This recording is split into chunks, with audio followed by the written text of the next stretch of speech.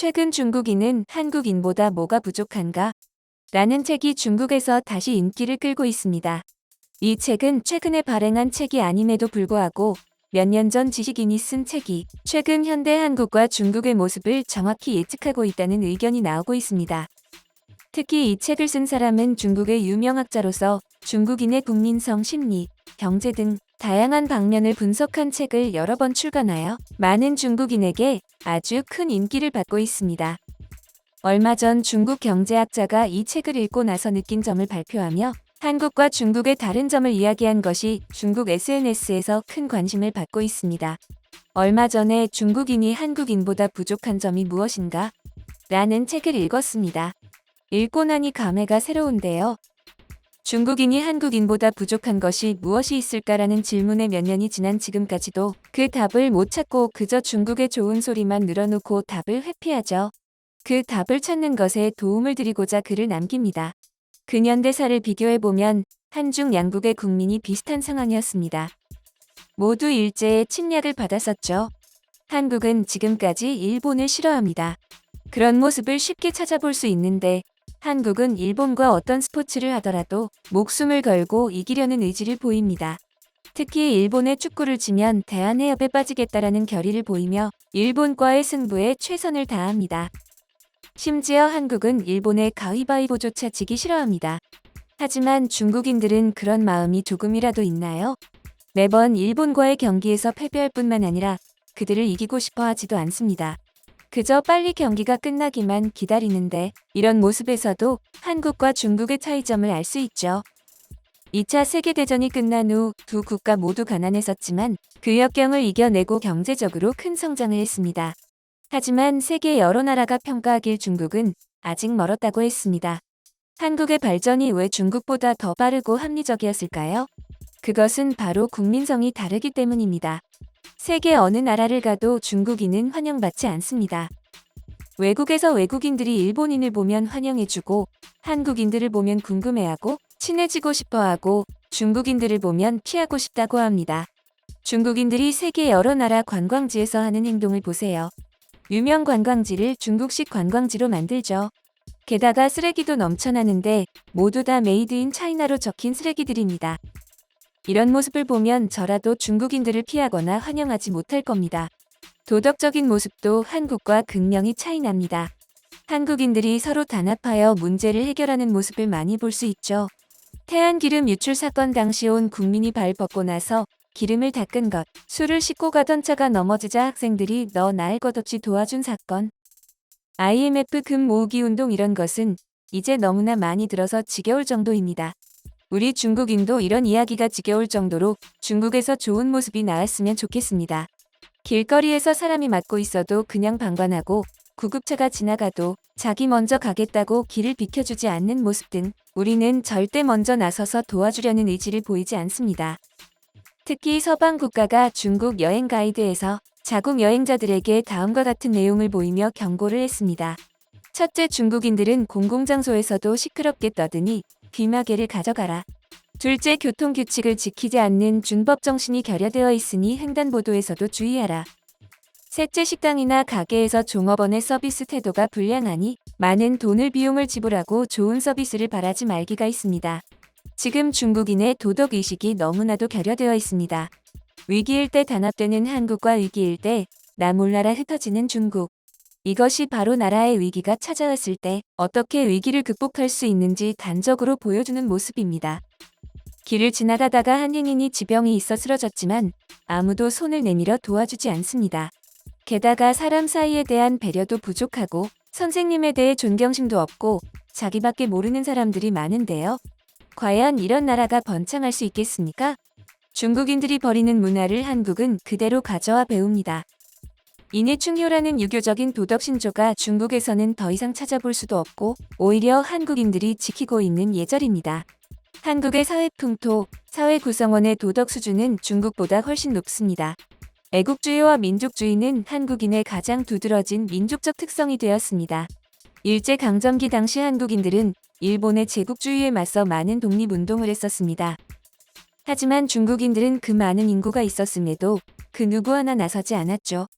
일례로 한 일본 학자는 중국인을 가리켜 많은 백성이 생존을 위한 것 같다라며 살아남을 수만 있다면 다른 것은 신경 쓰지 않는다고 주장했습니다. 이어 한국 사람들을 가리켜 한국 사람들은 용서는 할 수 있지만 절대 잊지 않는다고 보고 있는데요. 왜 일본 정부는 한국에 사과하고 중국에 사과하지 않습니까? 라는 질문을 이해시켜 줄 수 있는 발언이었습니다. 한국 사람들은 정말 개성이 강한 민족입니다. 1960년대 이전만 해도 한국은 세계에서 가장 가난한 나라 중 하나였고 한국이 어느 나라에 있는지 모르는 사람이 전부였습니다. 하지만 수십 년 뒤 한국인은 세계적으로 단결하였고 유대인을 게으름뱅이로 만들어버릴 정도의 부지런함을 보이며 전 세계를 휩쓸고 있습니다. 중국은 긴 역사와 수많은 민족이 얽혀 살고 있어서 중국인의 성격 기질에 결함이 많습니다. 이런 모습을 변화시켜야만 중국인의 성격 기질을 근본적으로 변화시킬 수 있는 것입니다. 한국의 성격은 비교적 급한 편입니다. 하지만 이런 성격이 사회의 빠른 발전에 대해 비교적 쉽게 적응할 수 있게 되었고 새로운 것을 받아들이려는 것이 어렵지 않죠. 특히 은행, 관공서, 회사에서 일 처리를 하는 속도를 보면 중국인들은 반드시 놀랄 것입니다. 우리가 은행에 가서 계좌를 개설하는데 1시간에서 1시간 반 가까이 걸리는 데에 반해 한국은 10분도 걸리지 않고 일을 처리합니다. 그리고 비자를 만들거나 여권을 만들 때 급행이라는 시스템을 이용해 나라의 외교 관급으로 일을 처리해 주기도 합니다. 하지만 중국은 아직도 빠른 사회 시스템에 적응하지 못하는 모습을 보입니다. 여전히 느린 업무 처리 속도, 대충 시간만 때우려는 모습 등 선진국으로 가기에는 아직 시민의식과 사회 인프라 시스템이 부족해 보입니다. 게다가 한국인은 중국인보다 애국심이 강한 모습을 보입니다. 한국 도로 한복판을 보면 외제차는 구경하기 힘듭니다. 보통 거의 다 현대, 기아, 르노, 삼성 등 국내 기업의 자동차를 애용하고 있습니다. 하지만 중국은 일본차 점유율이 중국 자동차 시장 25%를 웃도는 비율을 가지고 있습니다. 이런 모습이 보이는데 과연 소수 일부 사람들만 일본을 좋아하는 것일까요? 교육 분야에서는 더욱 큰 차이를 보입니다. 한국인들은 좋은 대학과 직장에 들어가기 위해 많은 교육을 받습니다. 어렸을 때부터 영어 유치원에 다니며 영어 유치원에 들어가기 위해 몇 년을 기다려야 하는 모습에서도 알 수 있듯이 수준 높은 교육을 받기 위해 큰 노력을 합니다. 매년 한국의 사교육비 증가는 오늘날에서만 나타나는 현상이 아닙니다. 한국에서는 맹모 삼천지교라는 말을 자주 사용하는데 그만큼 예전부터 학부모들이 자식에게 좋은 교육을 받게 하려는 노력을 많이 하고 있다는 뜻입니다. 맹모 삼천지교라는 말이 원래 중국에서 나왔지만 한국에서 이 말을 쓰고 있는 것입니다. 중국은 이제서야 대학 진학률 50%에 진입을 두고 있습니다. 한국은 진학률 80%에 이르고 있는데 말이죠. 게다가 나라에서 좋은 교육을 시켜주기 위해 노력을 해야 하지만 사교육을 받지 못하게 하는 방법을 채택했습니다. 공부는 유일하게 사회 계급을 바꿀 수 있는 수단이었지만 이마저도 힘들게 된 것입니다. 한국과 중국 사이에서는 너무 많은 유사성이 존재하기 때문에 다른 나라의 발전 경험을 중요하게 생각하기보다 한국의 모습을 더 중요시해야 합니다. 한국이 전통 문화에서 부정적인 요소를 어떻게 배제하고 어떻게 유익한 내용을 현대 시대에 가져와 보완했는지 잘 살펴봐야 할 것입니다. 특히 한국은 문화적 콘텐츠에서 가져오는 힘이 상당합니다. 한국의 문화가 중국과 다르게 전 세계에서 성공하는 이유가 뭘까요? 그들의 민주화를 빼놓고 이야기할 수 없습니다. 한국은 민주화를 달성했기 때문에 검열이 없어지고 표현의 자유가 생겼습니다. 이런 방식이 지금 문화 형식의 기초가 된 것입니다. 영화나 드라마에서조차 사회의 문제점을 적나라하게 보여줍니다. 사회의 빈부격차, 계급사회 같은 서로 공감할 수 있는 내용이 전 세계인의 마음을 홀린 것이죠. 오징어 게임이나 기생충 같은 콘텐츠는 결코 한국의 아름다운 모습을 보여주지 않습니다. 그런데도 전 세계 사람들은 한국 문화에 열광하고 있습니다.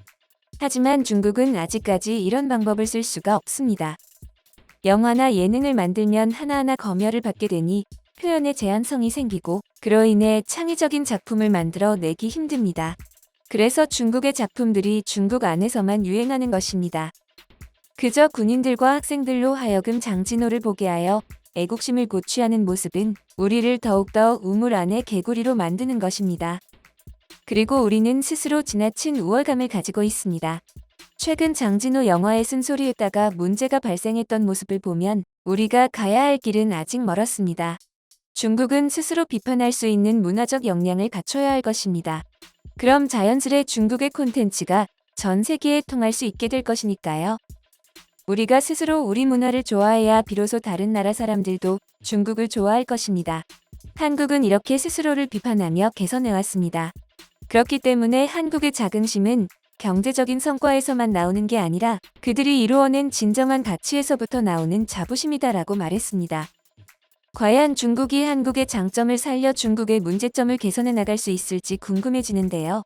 전 세계에서 소프트 파워를 선보여 한국의 위상을 높이고 있는 모습에 박수를 보내며 앞으로도 좋은 한국의 콘텐츠가 나오길 희망합니다.